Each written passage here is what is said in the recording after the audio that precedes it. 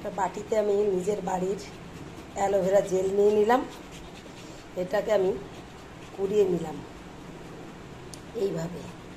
দেখো কি সুন্দর হয়েছে এটা।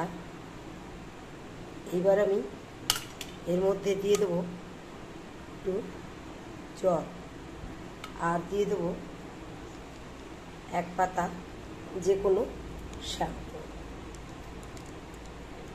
দেখবে বন্ধুরা কি সুন্দর স্কিনটা, চুলটা একদম সুন্দর সফট ও গ্লো করবে এই অ্যালোভেরা জেল আর এই